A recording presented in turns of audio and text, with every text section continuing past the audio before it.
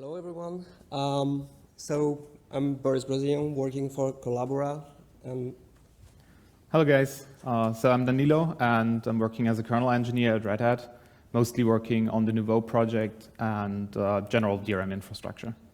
yeah. So for those who were expecting superhero stuff, I'm sorry, that won't be about that. So yeah, I've been working on the Pentor driver, the driver for ARM, new ARM Mali GPUs, and also a bit helping with the PowerVR driver. So what this talk is about is the work that has been done recently in DRM to help support the new use cases for the new drivers and for the new hardware.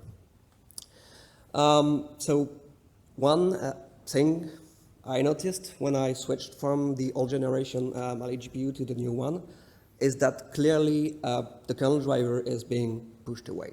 Like new graphics API, they want more control, which means the user mode driver also gets less control, but it still has to pass these information to the kernel driver.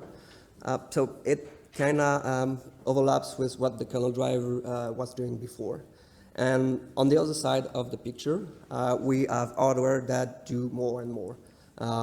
Nowadays, I guess pretty much every GPU has microcontrollers executing firmware that, at least for the recent version, that those firmware actually take care of scheduling themselves, which was originally done in kernel space.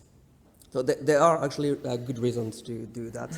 Like if the microcontroller just has to deal with GPU event, that means it lowers the latency, and it can also take better decisions in terms of power efficiency, like shutting down blocks when they are in use, and that can be done much quicker than if the kernel was responsible for that. So that's one thing. On the other side of the picture, the user mode driver gets more control, but that doesn't mean we should allow it to do anything. We need to make sure the system is still usable when user space is doing silly things. So despite having less responsibilities, we still have to implement a lot of stuff to make sure the system keeps running fine when the user mode driver or the application does something wrong. Because the original DRM framework were not designed for some of the use cases we want to support, that means we don't have any helper functions to do all of that. And what was supposed to be less work to do ended up actually being more work to do, because we have to add these new infrastructures. And of course, there are new features to support for new graphics API. So yeah, it's not that simple. So I'm gonna focus on the kernel mode driver to firmware interface. And I'm going to let Danilo focus on the other side, like KMD, UMD interface. One of the big challenges we had with new hardware is this firmware-based scheduling. Like the fact that the firmware is now in charge of picking up an entity, scheduling entity, and the queuing job from here, and then queuing that to hardware queues. Before we had such firmware scheduling, it was basically the kernel that was doing that. Like the kernel had a single scheduler, and it was being attached several scheduling entities, and then the queuing job from there based on some priority and some scheduling policy, like picking round robin or FIFO scheduling policy.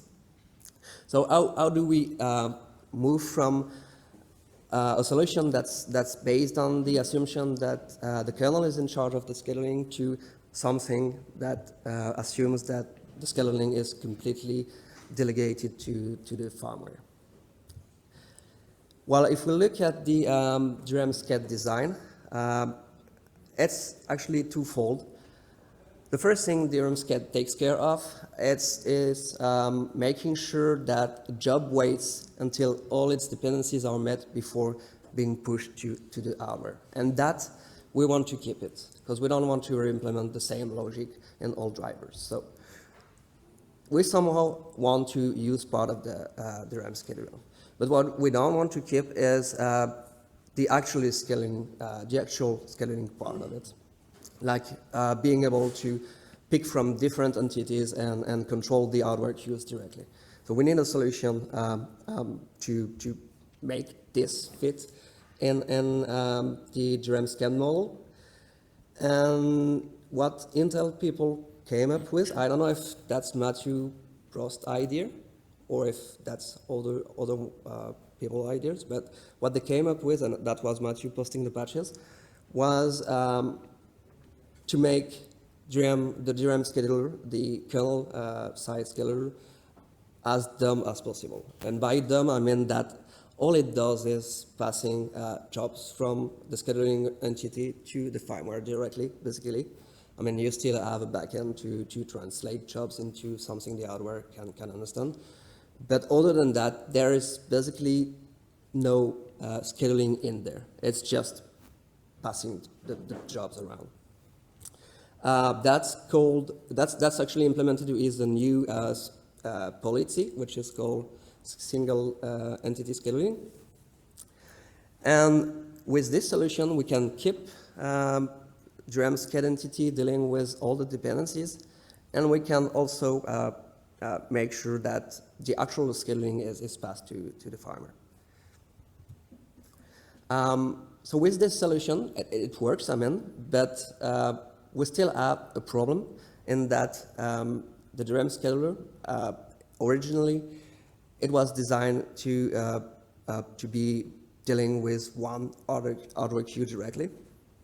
And that means that they plan for one thread, and this thread will pick jobs from different entities. If we go one entity per scheduler, that means that we now have one thread per scheduler, and I mean, an entity is basically just a GPU context, so you can have hundreds of them in the system. I mean, of course, you won't necessarily have that many, but that's still something that can happen.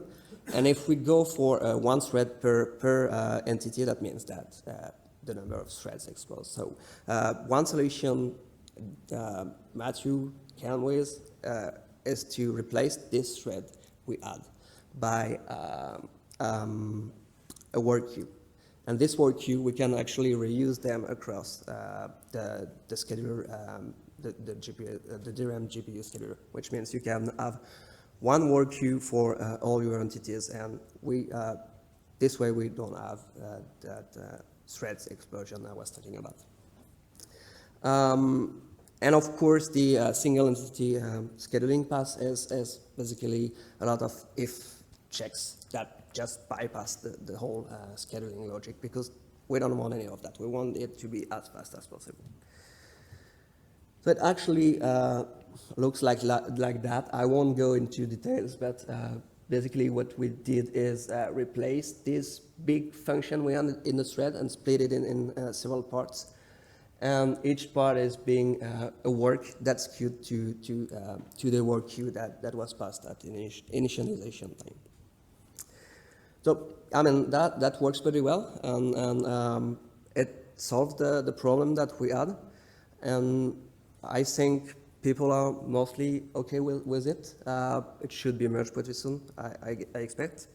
But then, for Mali GPUs, we had actually another problem, which is that the number of scheduling slots you have on the firmware side is quite limited. I mean, it's as low as 8 slots, and you can't just limit the number of contexts to just 8. That doesn't work.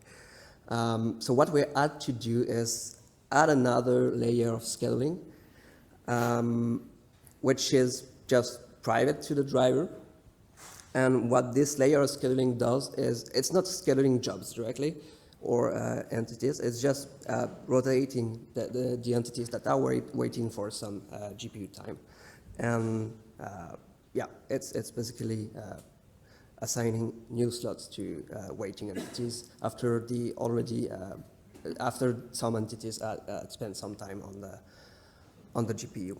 So yeah, that's what we ended up with. I know that SEMA suggested another approach, which is representing the slots with some kind of resource that we can ask for, and then using the DMA fence to control or to serialize access to firmware slots. I did play with this approach.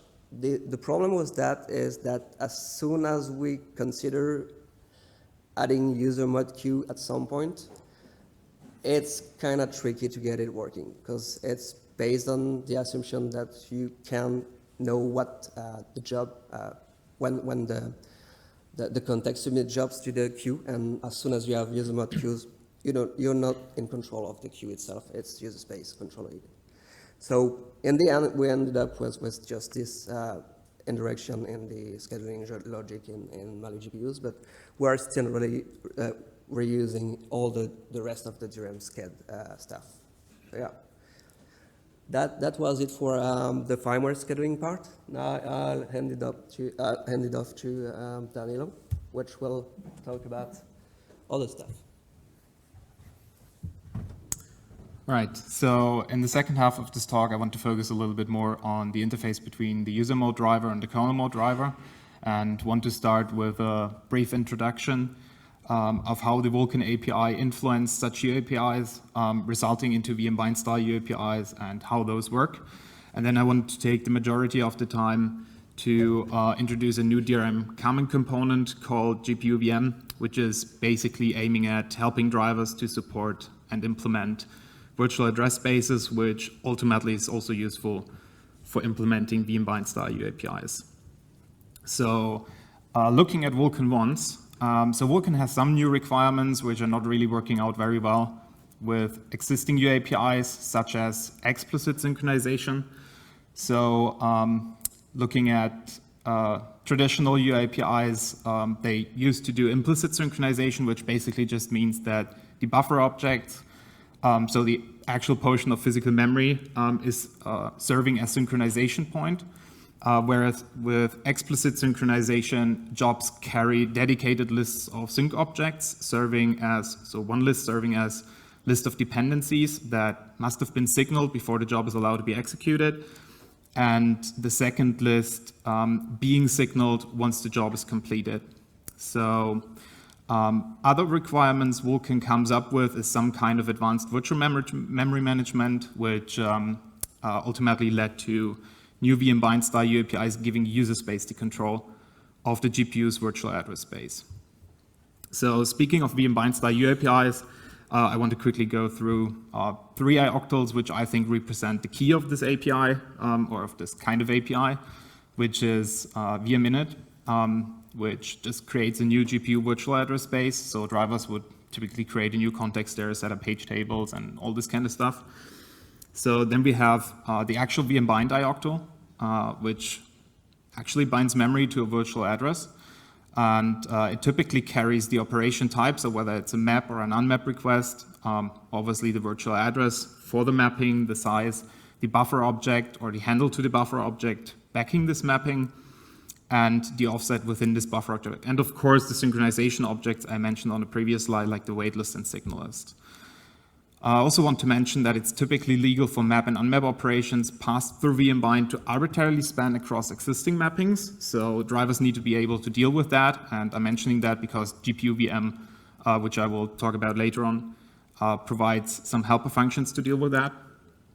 And there are typically also synchronous and asynchronous variants where the latter is used for implementing bind queues.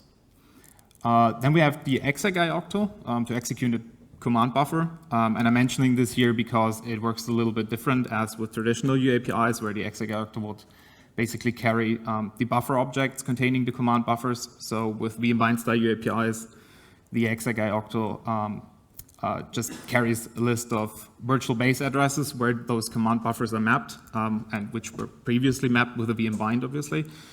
The size of the command buffer and also sync objects, so again, the waitlist and signal list.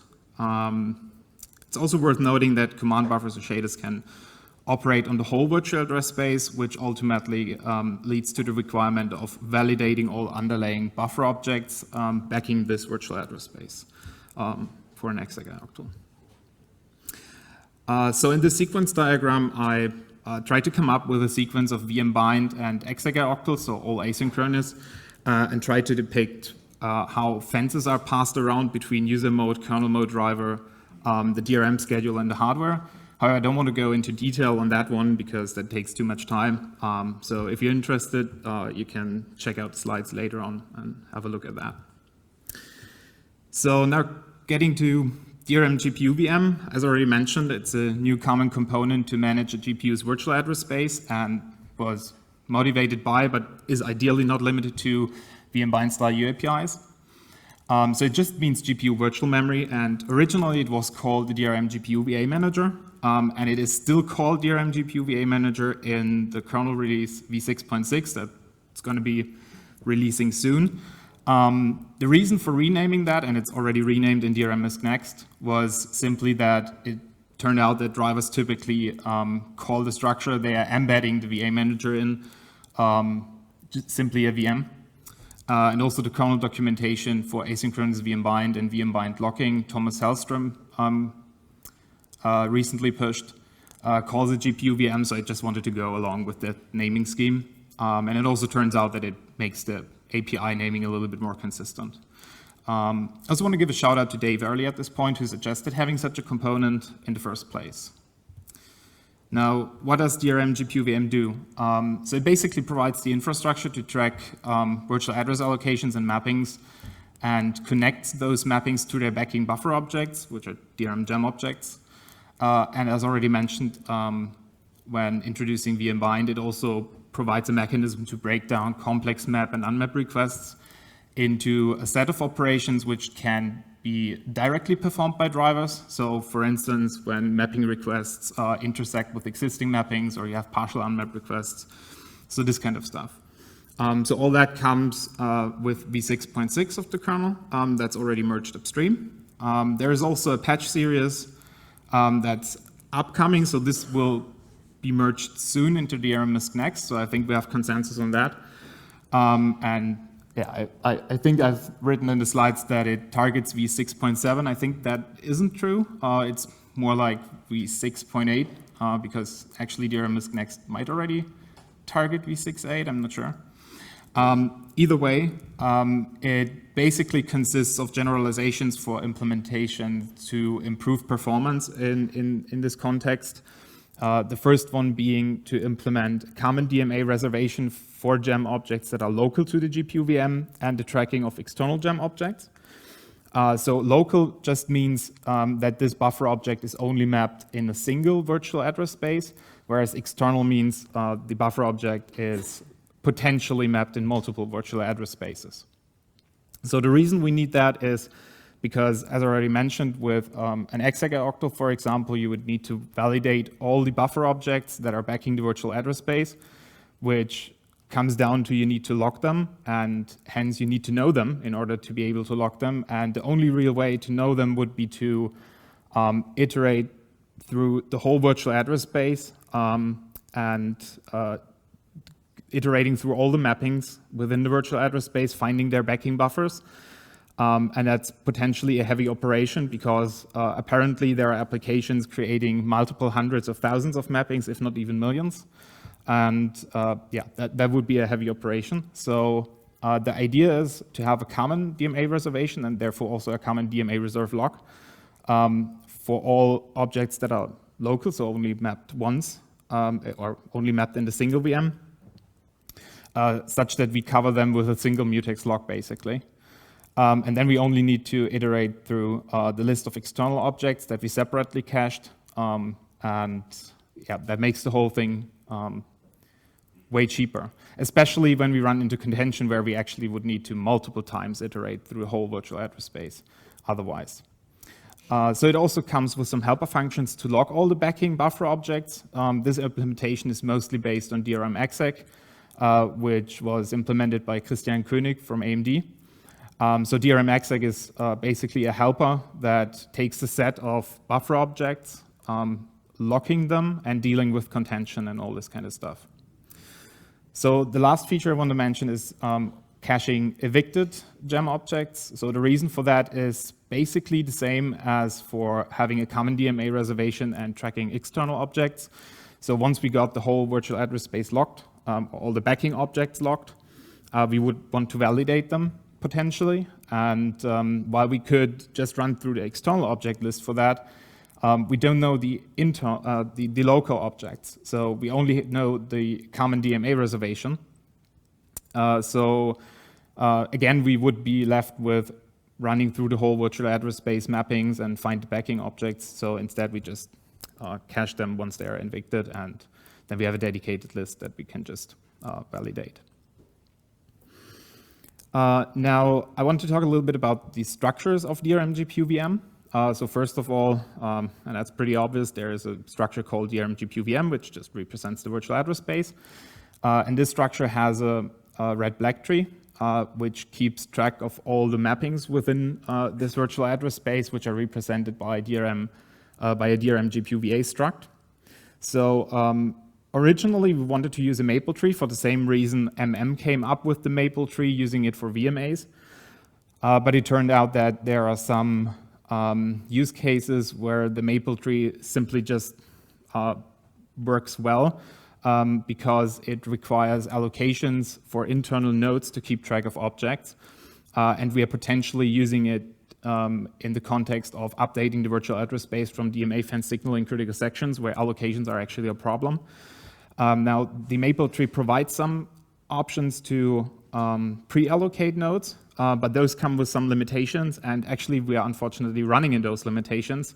So the only thing we would be left with is using atomic pages for allocating nodes for the maple tree to track objects when we update it. But this also isn't really desirable. So for now, we are just stuck with a red-black tree, unfortunately. So another structure I want to mention is the DRM-GPU-VM bow structure, which is basically a representation or an abstraction representing a combination of a VM and the gem object. And the reason we have that is just to provide an indirection to have a little bit better structure of connecting mappings to their backing buffer objects and making certain accesses a bit faster. Such as finding all the mappings of a given buffer object for certain VMs. Another reason we have this abstraction is because it comes in handy when trying to track the backing buffer objects in the X.Object list and the evicted list I just mentioned previously, because we potentially have buffer objects mapped in multiple VMs. And if we want to track those buffer objects in multiple VMs, we would basically need to insert them into multiple lists, which requires multiple lists in the list, so multiple list heads within the buffer object. So it all comes down to that this is a limitation from the implementation of lists within the kernel. So using the DRM-GPU-VM bow representation comes in handy because it already is per VM and per buffer object, so it's the perfect structure to track within those lists.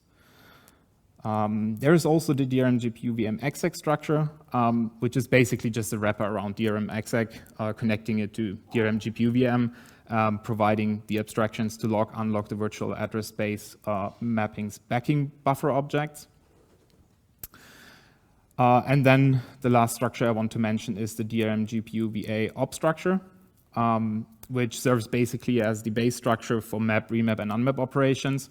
So those are the operations that DRM-GPU-VM can create for you if you pass in mapping requests that are not directly applicable to the virtual address space.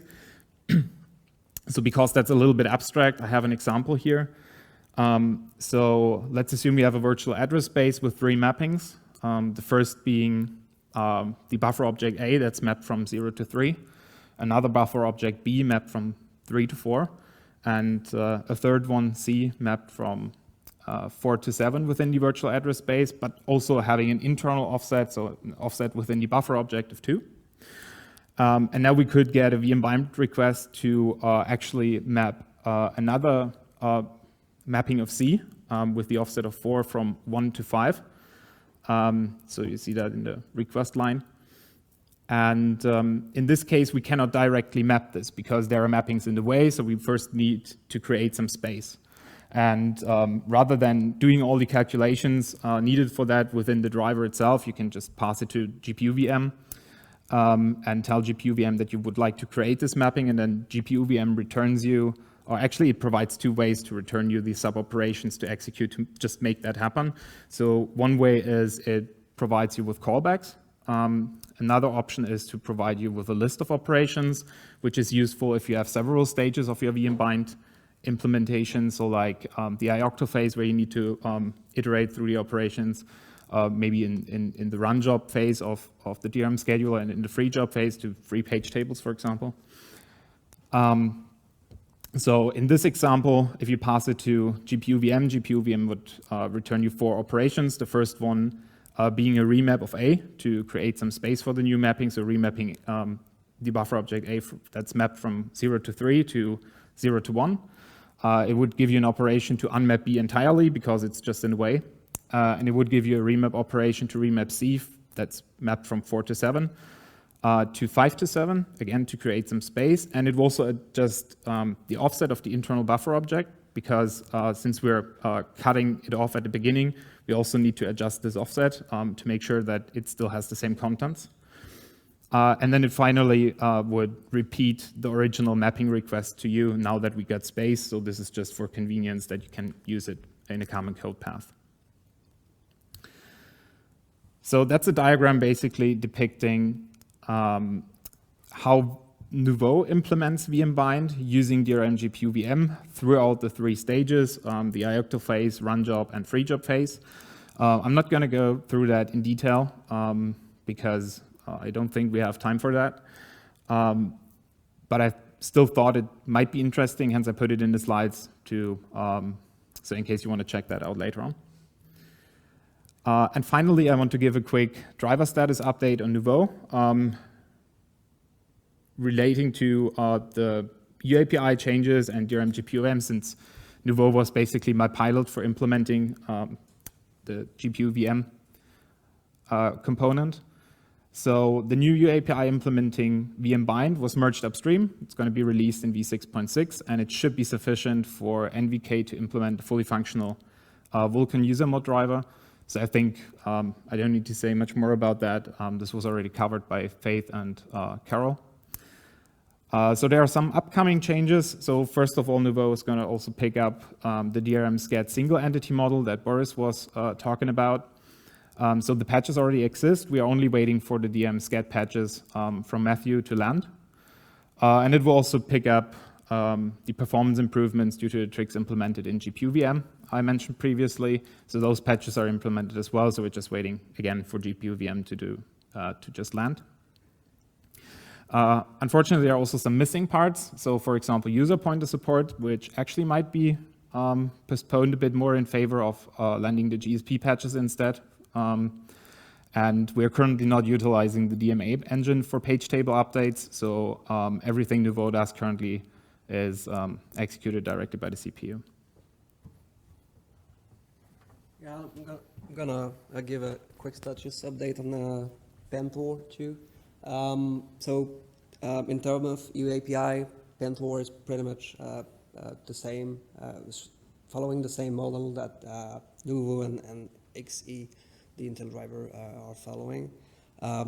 We have a vmbind ioctl, we have submit ioctl, we have ways to create context.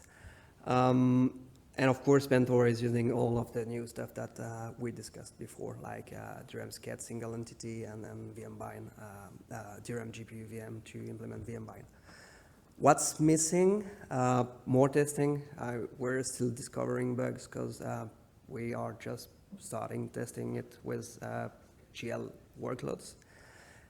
And the other big thing that's missing, I guess, is having a Vulkan driver that's functional, so we can actually exercise the vmbind stuff, all the features of the vmbind stuff.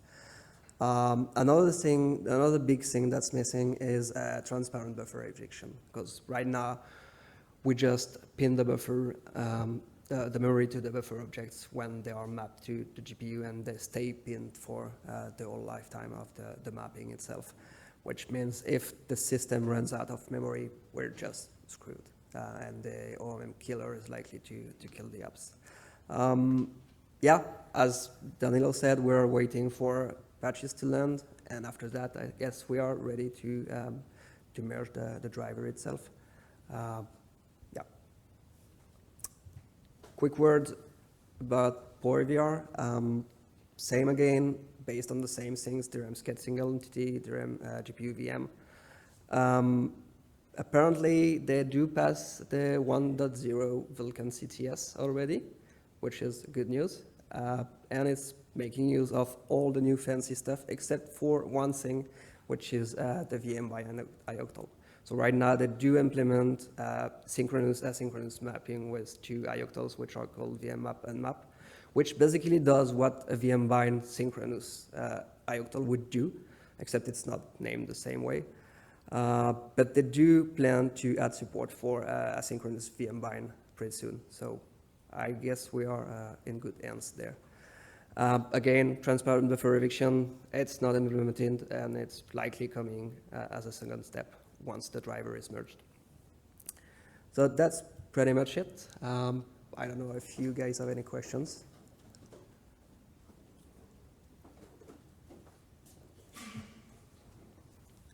There's one over there.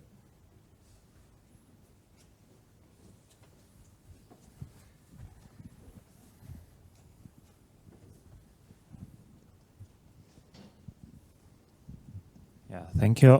Question to Danilo regarding GPU VM. So as far as I understood, or maybe I'm misunderstanding, they support a single address space for the whole process. Is it correctly or not? So, sorry, I didn't hear you. Yeah, sorry. So basically, for example, our GPU support per process page table, so each process has its own address space. Is it possible, or how feasible, how hard would it be to adopt GPU VM in such a case? So you're free to create any address space you want. I mean, there is an ioctl to create a VM space. If you want to have several per process, it's up to you. I mean, so it is already there, and we can just start poking. Yeah. Thank you. It's just up to the user mode driver to do what it wants. Usually, you have one VM per VK device. Oh, so thanks. Sorry, I wasn't getting it.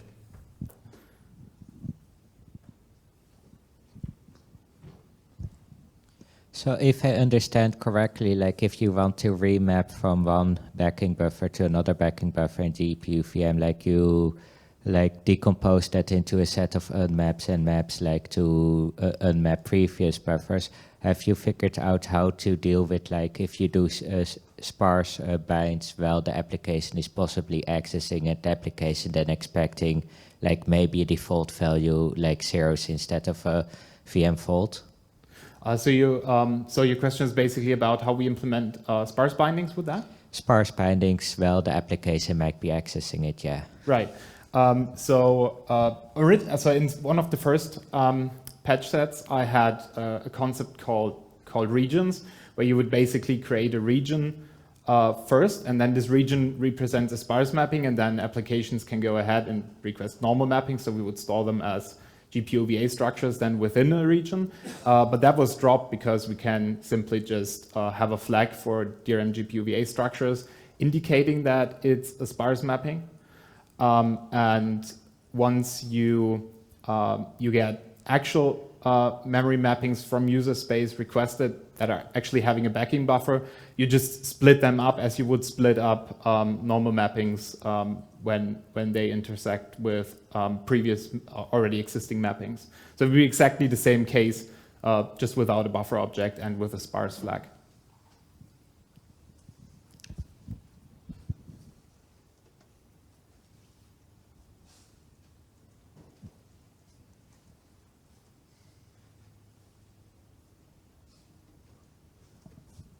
No more questions?